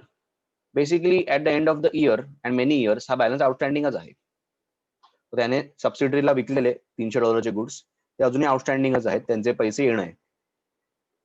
ठीक आहे, पीच्या books मध्ये पैसे येणं आहे, it's fine. In addition पण येतील, असं नाही म्हटलं की नाही येणार, येणार फ्युचर मध्ये येतील असं. In addition to the trading balance between P आणि एस, हा तर बॅलन्स झाला, म्हणजे हा तर एक मॉनिटरी ट्रान्झॅक्शन झालं. अपार्ट फ्रॉम दॅट त्याने म्हटलं P has lent an amount of $500 to S that is not expected to be repaid in the foreseeable future. Loan पण दिलंय. हे जे अमाउंट आहे ना, हे this is the net investment in foreign operation. हे क्लिअरली इन्व्हेस्टमेंट आहे, capital towards पैसे दिलेत. Should the exchange difference if any be recognise in the PNL? Yes. At the end of the year काय difference असेल, म्हणजे तुम्ही $300 विकलेलं बरोबर, पेरेंटची करन्सी युरो आहे, सो एक्सचेंज डिफरन्स रेकॉर्ड करा प्रॉफिट लॉस मध्ये, especially on the monetary items. At the year end जो काय एक्सचेंज डिफरन्स येतोय युरोला कन्वर्ट, युरो मध्ये कन्वर्ट करून तो रेकॉर्ड करा. Okay. At the same time हे तर फॉरेन एक्सचेंज इन्व्हेस्टमेंट आहे, इन्व्हेस्टमेंट नेट फॉरेन ऑपरेशन. हे पण US डॉलर्स मध्ये, तुमचं फॉरेन करन्सी मध्ये, तुमचं करन्सी युरो आहे, सो पेरेंटच्या बुक्स मध्ये ह्याच्यावर पण लॉस प्रॉफिट जो आहे तो कॉम्प्रिहेन्सिव्ह इन्कम मध्ये रेकॉर्ड करा. पण basically classification is different. This is a monetary item and this is a net investment in foreign operation, एवढंच आहे. बाकी दोघांवरचा लॉस तुम्ही रेकॉर्ड करा अदर कॉम्प्रिहेन्सिव्ह इन्कम मध्ये किंवा प्रॉफिट जो काय असेल ते. The exchange gain or loss will arise in the books of accounts of P in respect of its trading balance with S, तो $300 है, and the same would be recognized in P&L. This being a balance for in the nature of trade receivable for P, it would not be considered as a net investment in foreign. हे तर normal transaction आहे, so हे net investment नाही म्हणता येणार, हे normal transaction आहे. So तुमचा जो profit loss आहे end of the year तो record करा या transaction वर. When you convert to euro, तुम्हाला जो काय loss येईल तो record करा P च्या books मध्ये. The amount lent by P should be regarded as its net investment in S. जे $500 ची जी लोन आहे, जे लोन आहे ते net investment आहे in foreign operation. Thus, the exchange gain loss incurred on that should be recognized in P&L in P's separate statements and other comprehensive income in its consolidated financial statements. So basically, comprehensive income मध्ये record करा. जर separate statement बनवता है P चे फक्त तर मग P&L में टाका, consolidated टाकता है तो comprehensive में टाका. पण बेसिकली दोन्ही केस मध्ये it will be recorded to P&L. फक्त ओनली थिंग इज की this is a trading operation, trading transaction आहे, हे इन्व्हेस्टमेंट ट्रान्झॅक्शन. सेम एक्झाम्पल मध्ये त्याने म्हटलंय की जर इनडायरेक्ट लोन दिलं असतं, म्हणजे या केसमध्ये हे 500 जे दिलेत ते डायरेक्ट दिलेत बरोबर P to S, त्याने इनडायरेक्ट दिले असते थ्रू अदर सबसिडरी दिले असते तर काय, तरी पण same.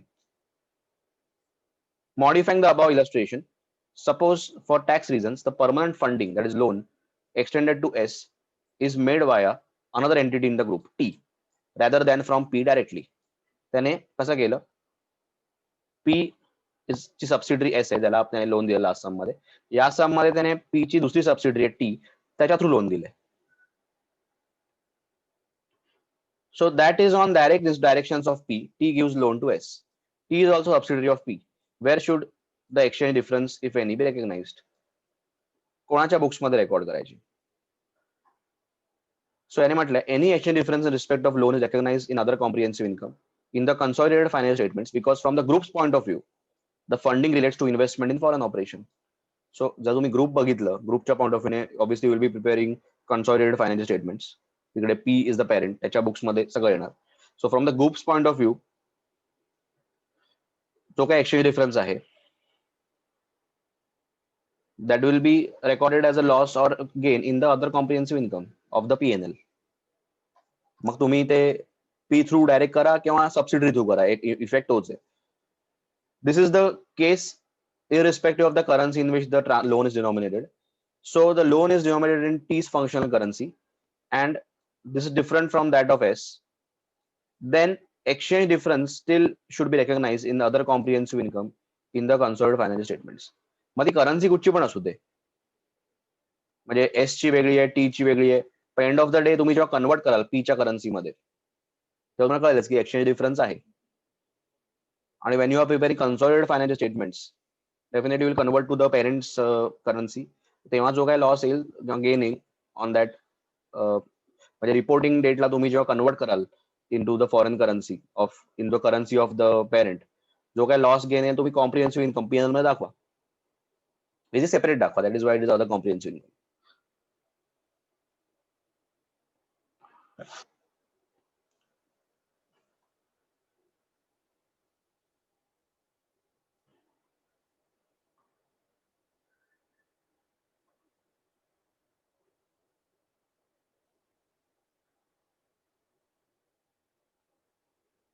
The functional and presentation currency of P is dollars. The functional and presentation currency of the parent P is dollars, while the functional currency of its subsidiary is euro. So parent ची dollars है, subsidiary ची euro है. P sold goods having value of $100 to S when the exchange rate was $1 is equal to 2 euro. हा rate चाललेला. Okay. So basically dollars चा 100 है, the euro will be 200.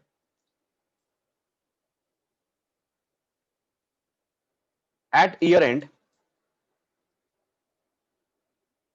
the amount is still due and exchange rate of $1 is 2.2. लक्षात घ्या, P ने dollars मध्ये goods विकले $100 चे, तेव्हा एक्सचेंज रेट एका डॉलरचा 2 होता. आता एका डॉलर मध्ये 2.2 युरो येत आहेत on the balance sheet date. How should the exchange difference, if any, be accounted in the consolidated financial statements. आता there is a increase, there is actually तुम्हाला जास्त युरो येणार आहे बेसिकली 0.2 ने जास्त येणार. सो हा तुम्ही रेकॉर्ड करायचं. So this is like you have to record the loss or gain basically in the books. असं मगाशी बघितलं. त्याने म्हटलं at the year end S should restate its accounts payable to euro 220. Okay. So S साठी basically P साठी gain आहे, S साठी loss आहे. P च्या पॉइंट ऑफ व्ह्यूने त्याला $0.2 $0.2 जास्त येतील, पण S साठी he has to pay 0.2 more. Okay. So S च्या पॉइंट ऑफ व्ह्यू जर बघितलं, एस म्हणजे कोण? सबसिडरी. ओके. त्यांच्यासाठी एस साठी करन्सी युरो आहे, एस ची करन्सी युरो आहे आणि त्यांच्यासाठी पेमेंट डॉलर मध्ये करायचंय. ओके. बेसिकली आधीच्या रेट प्रमाणे $100 अगेन्स्ट त्यांनी 200 युरो दिले असते. आता they will have to pay 220 euros against $100. So 20 चा लॉस आहे फॉर एस. ओके. सो त्याने म्हटले at the year end S should restate its accounts payable to euro 220. So payable मध्ये त्यांना 220 करायला लागेल युरो एस मध्ये, and recognise a loss of euro 20 in its profit and loss. So S च्या point of view ने they will restate the payable, the creditors at euro 220 त्यांच्या currency मध्ये, आणि 20 चा loss they will recognize in the books. Thus in the books of S the balance payable to P will appear at euro 220. Just multiply करा 100 into 2.2 220. While in the books of P the balance receivable will be $100. त्यांच्या S actually P साठी reporting currency dollars आहे, transaction dollars मध्ये. So त्यांच्यासाठी loss gain नाही actually frankly speaking, कारण त्यांची reporting currency dollars मध्येच आहे आणि त्यांचं ट्रान्झॅक्शन डॉलर्स मध्येच केलंय. सो ऍज सच त्यांच्यासाठी काही गेन नाहीये. गेन कधी हो किंवा लॉस कधी हो, जेव्हा तुम्ही वेगळ्या करन्सीमध्ये ट्रान्झॅक्शन करता. तुम्ही रुपीज मध्येच करताय ट्रान्झॅक्शन, तर मग काय तुमचा गेन आहे किंवा लॉस आहे. Same for them. For consolidation purpose, जेव्हा तुम्ही पेरेंटच्या बुक्स बनवाल कन्सॉलिडेशन पर्पजसाठी, तेव्हा ऍक्च्युली काय होतं ना की it is like sale to oneself. म्हणजे जेव्हा तुम्ही कन्सॉलिडेट करता, पी ने जेव्हा P will make a consolidated financial statements of the whole group, त्याच्यामध्ये ते दाखवणार की पी ने एस ला विकलंय. So basically it's like a sale to oneself only. So that gets eliminated. ते $100 ट्रान्झॅक्शन एलिमिनेट होणार. ओके. पण एस चा जो लॉस आहे ना, that will be transferred to the PNL. तो राहणार, बिकॉज एस चं अजूनही ऑब्लिगेशन आहे to pay that. So S साठी तो लॉस राहतो, पण जे $100 पार्ट आहे तो निघून जाईल. त्याच्या वरचा जो पार्ट आहे लॉस, जो लॉस एलिमेंट आहे 20 euros, that will stay converted to dollars. बाकी जे 100चं ट्रान्झॅक्शन $100 निघून जाईल, because it is like buyer is the same entity, seller is the same entity. कारण जेव्हा कन्सॉलिडेशन तुम्ही बनवता तेव्हा it's one and the same. फक्त जो लॉस आहे एसचा तो तुम्ही एलिमिनेट नाही करू शकणार. That has to be there, कारण that is still a loss for S. For consolidation purposes the assets and liabilities of S will be translated to dollars at the closing rate. So जे काय asset liabilities आहे तुम्ही ते convert कराल dollars मध्ये. At the time of consolidation, the US dollar 100 will get eliminated, which will get eliminated against the receivable in the books. So P साठी payable आहे, sorry P साठी रिसिवेबल आहे 100चं, S साठी पेएबल आहे $100. so ते eliminate होऊन जाईल, कारण जेव्हा तुम्ही कन्सॉलिडेट करता निघून जाईल ते बुक्स मधून. But the exchange loss of euro 20 recorded in subsidiary statement of P&L has no equivalent gain in the parent's financial statements. पण सबसिडीच्या बुक्स मधला जो लॉस आहे त्याला सेट ऑफ करायला पेरेंटच्या बुक्स मध्ये काही गेन नाही झालाय, कारण रेकॉर्डिंग अख्खं डॉलर्स मध्येच होत आहे. सो तो सेट ऑफ नाही करता येणार तुम्हाला. Therefore, exchange loss of euro 20 will remain in the balance sheet. Sorry, will remain in the P&L of the consolidated statement. The reason for this is that the intragroup balance represents a commitment to translate euro into USD, and this is similar to holding a foreign currency asset in the books of parent company. That is, a subsidiary required to buy dollars to settle the obligation of the parent. So the group has an exposure of foreign currency risk. आता S will definitely have to pay ना, कधी ना कधी त्यांना पे करायला लागेल. So तेव्हा जेव्हा पे करतील, ऍज ऑन टुडे जरी पण पे करायचं म्हटलं तर 20 युरोचा लॉस आहे ना. So that loss cannot be set of. The ग्रुपमध्ये आहेच तो लॉस, कारण जेव्हा कधी एस पे करेल त्यांना लॉस होणार आहे, तो ग्रुपचा लॉस होतो. पण जे $100 जे आहे, $100 विच वॉज बेसिकली कसं आहे की बॅलन्स शीट मध्ये तुम्ही बघितलं पीच्या, तर पीच्या बॅलन्स शीट मध्ये रिसिवेबल होतं $100. एसच्या बॅलन्स शीट मध्ये 220 युरोजचं पेएबल होतं, जे कन्वर्ट करून $100 पेएबल होतं. When you prepare a consolidated balance sheet, ते कॅन्सल आउट होतात. Receivable payable same cancel out होतात, because it is like transaction with oneself. पण एसच्या पेएनएल मध्ये जो लॉस आहे तो सेट ऑफ होत नाही, because there is no similar gain in the P's books for that transaction. So that profit and loss जेव्हा कन्सॉलिडेट करू आपण, तेव्हा तो लॉस दिसेल पीएनएल मध्ये, because that is a loss of the group.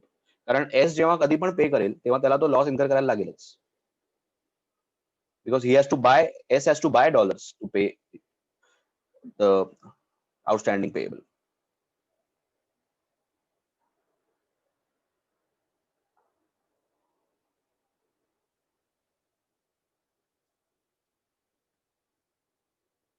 M is engaged in the business of manufacturing of bottles for pharmaceutical companies and non-pharma companies.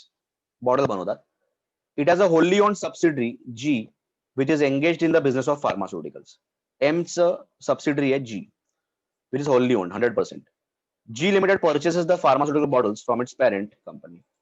The demand for G is very high, and the operations of M are very large, and hence there is no shortfall.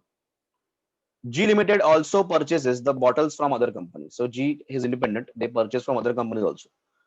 Purchases are made at competitive prices. So normal peer-to-peer transaction होता है. M Limited sold bottles to G for euro 12 lakhs on 1st Feb.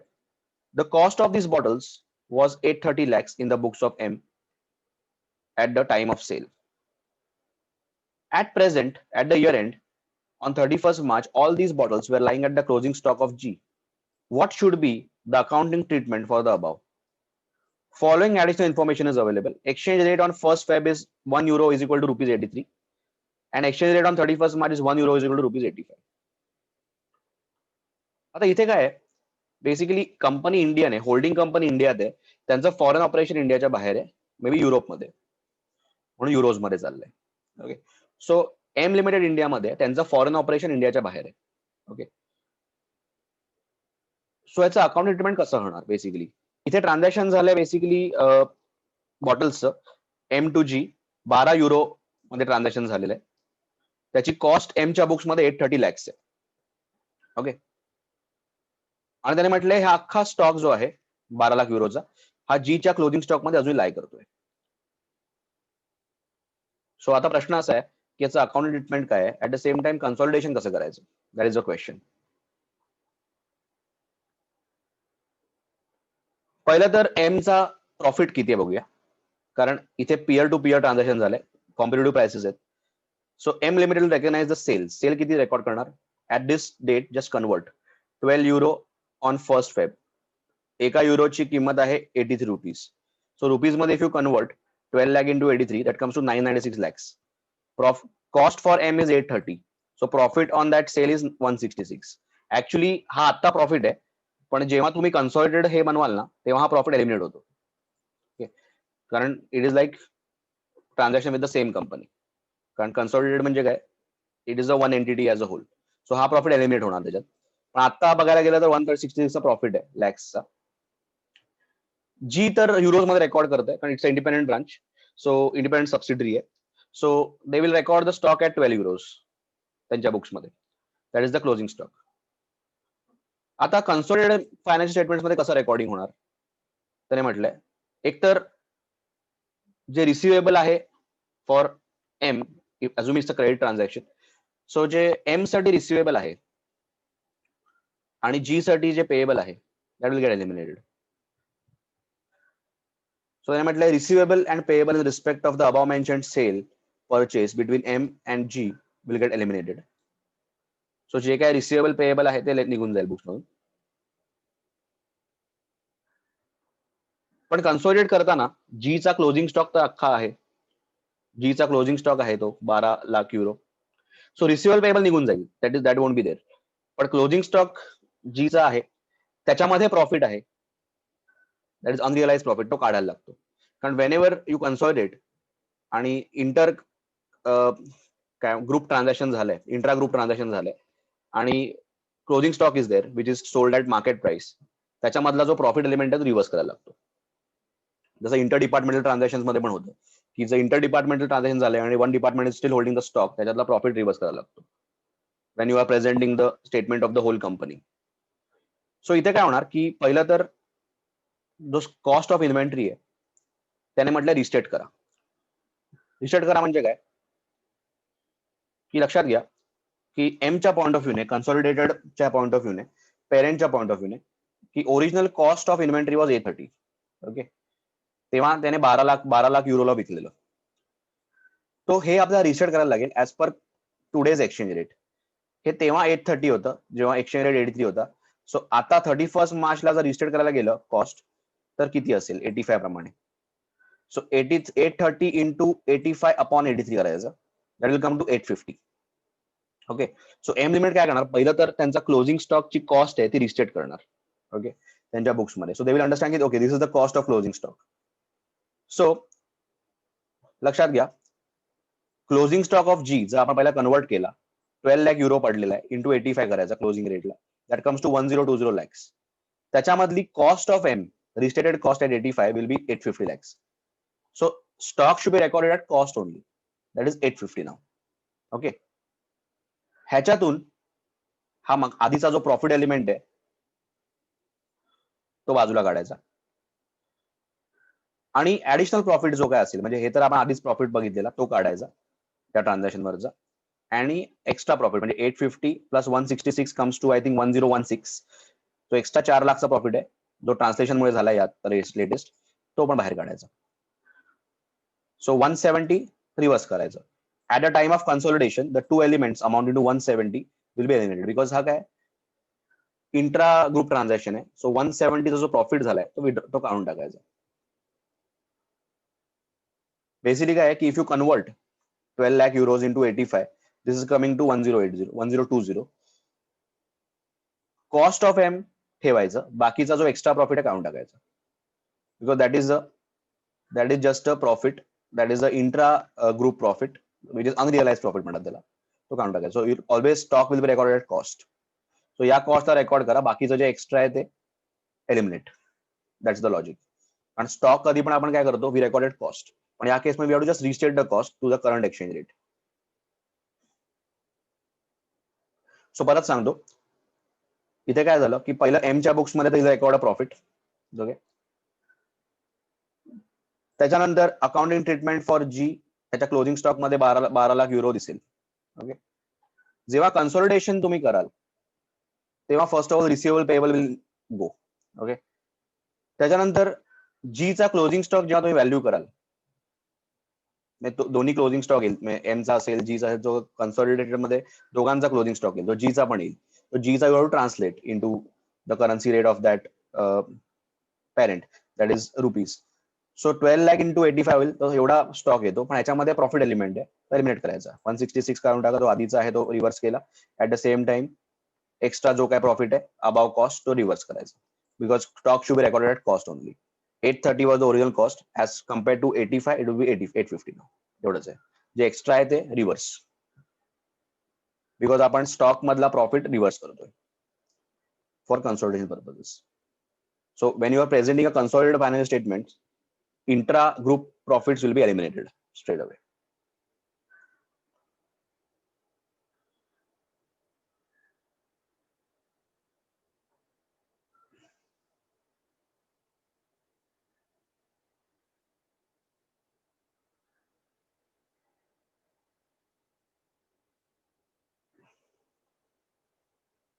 That's it. This chapter is over.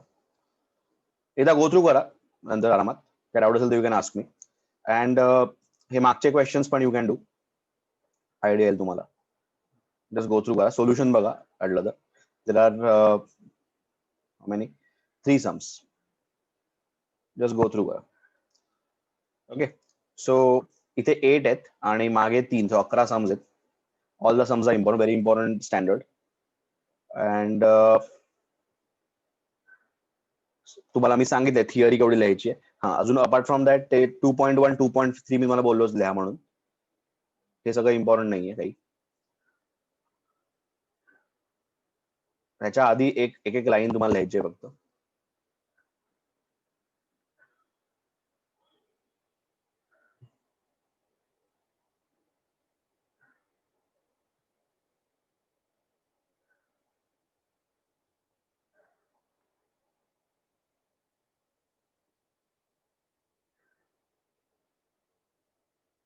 Net investment in foreign operation ही line लिहा. Just first line. Okay, this first line. आणि त्याच्यानंतर त्याच्या खाली दिलंय ही एक line.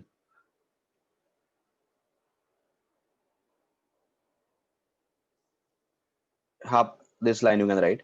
Such exchange differences are recognized initially in other comprehensive income. एवढंच आहे. हे एक लिहायला लागेल. त्याच्यानंतर नॉन मॉनिटरी आयटम्स मध्ये this line you can take. त्याच्या खालचं 1-2 example you can write. Property, plant equipment वगैरे. मॉनिटरी आयटम मध्ये again the first line recognizing PNL बस. सो मॉनिटरी आयटमची फर्स्ट लाईन एक्सेप्टच्या आधीचं. नॉन मॉनिटरीचा एक लिहायचंय. नॉन मॉनिटरीचा पण फर्स्ट लाईन एक एक्झाम्पल टाका फक्त.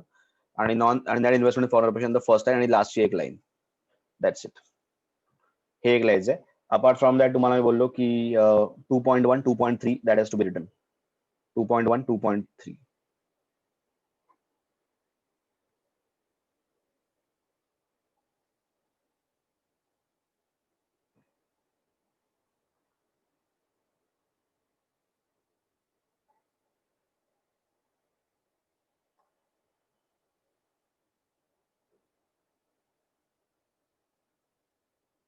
या हे तर सगळे इम्पॉर्टंट आणि हे प्रश्नही सगळे इम्पॉर्टंट आहेत.